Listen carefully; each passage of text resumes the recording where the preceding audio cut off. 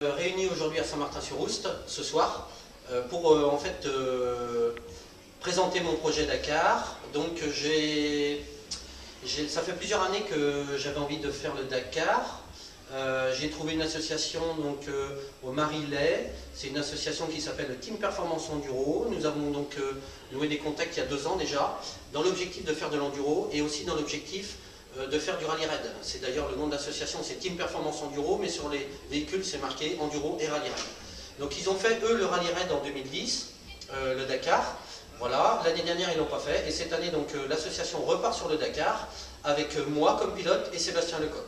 Donc ce soir je vais présenter en fait tout mon projet. Ça permet de réunir toutes les personnes qui sont de mon entourage, donc amis bien sûr, les gens qui viennent nous voir sur les courses toute l'année, parce qu'on fait le championnat de France d'enduro et le championnat de Bretagne d'enduro aussi, plus tous les partenaires, et c'est grâce aussi à tous ces partenaires-là qu'on est en capacité de partir sur le prochain Dakar, parce que ça coûte beaucoup d'argent.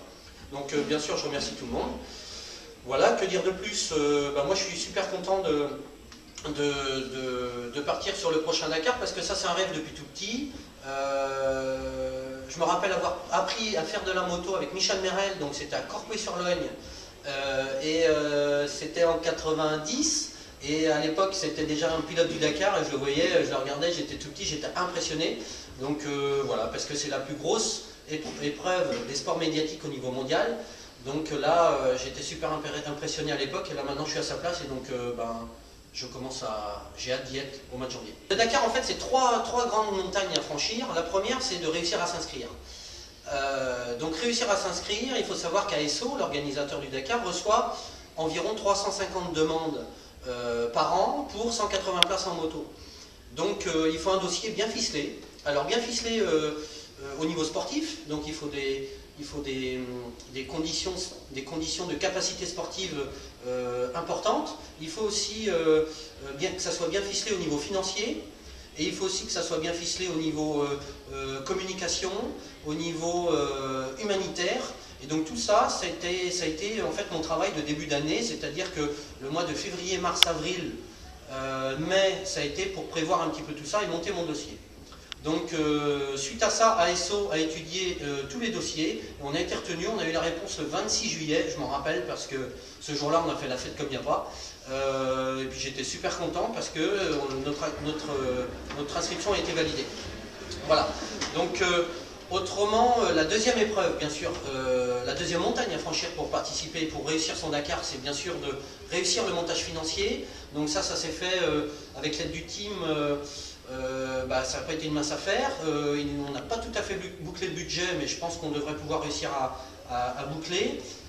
On a des partenaires solides, beaucoup de chefs d'entreprise de la région, d'un peu plus loin, il y a toutes sortes d'aides, hein, donc je remercie tout le monde parce qu'il y a des gros partenaires, mais il y a aussi des petits, parfois c'est des gens de la famille qui font des dons à l'association, donc tout ça c'est super important. Et la troisième épreuve, la troisième montagne à franchir, bien sûr, c'est de finir le Dakar, et ça c'est la plus dure.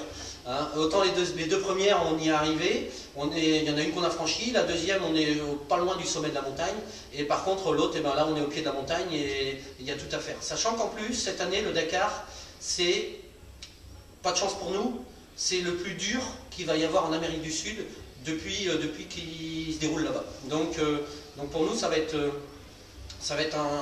un Dakar qui sera doublement plus dur puisque c'est le premier, et en plus ils vont durcir, hein. Donc c'est-à-dire que d'habitude le Dakar, la première semaine ça va crescendo, et à la fin de la première semaine il y a souvent une étape un peu sélective qui permet d'éliminer et d'alléger un peu la logistique de tout ce qui est en parallèle du Dakar, et la deuxième semaine souvent on déroule plus ou moins assez cool. Sauf que cette année, c'est pas la même physionomie.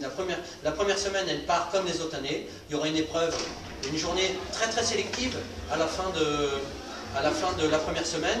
Et la deuxième semaine, par contre, on repart un petit peu doucement le lendemain de la journée de repos. Le surlendemain, ça va à peu près. Par contre, ensuite, il y a 3 étapes avant l'arrivée qui sont très très très dures. C'est du très haut niveau.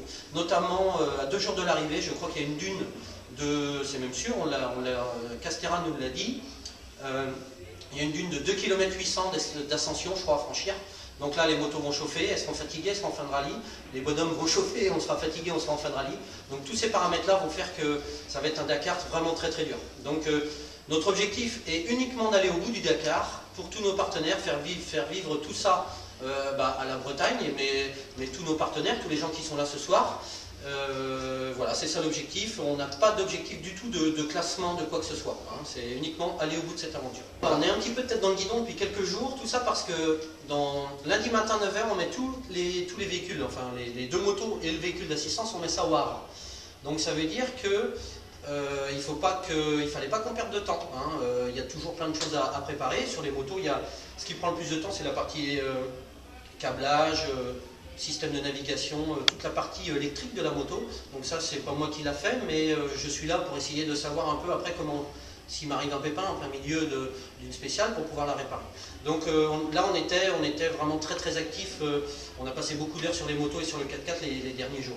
Là, par contre, après lundi, une fois que tout est sur le bateau, nous, tranquille après. Alors, c'est pas tranquille tout à fait. Je m'occupe de ma préparation physique et mon collègue Sébastien, mon coéquipier Sébastien, s'occupe aussi de sa préparation physique.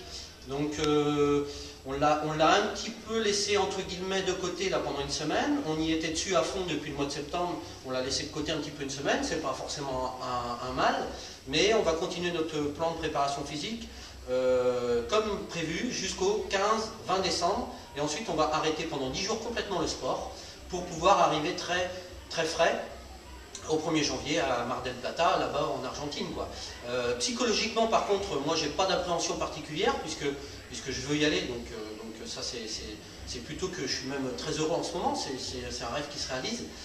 Par contre, là-bas, il y a quand même je pense que quand je serai le matin sur la moto au départ de la première spéciale, là oui, il y aura sans doute une petite appréhension de bien pouvoir lire le roadbook correctement, de bien gérer son effort, de bien rester attentif pendant des heures et des heures et des heures au guidon de la moto.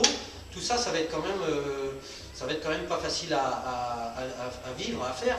Mais bon, il y en a d'autres qui ont réussi. Pour l'instant, on n'a eu aucun problème dans la préparation, que ce soit mécanique, physique, tout se passe bien. Donc, il n'y a pas de raison, on est très confiant.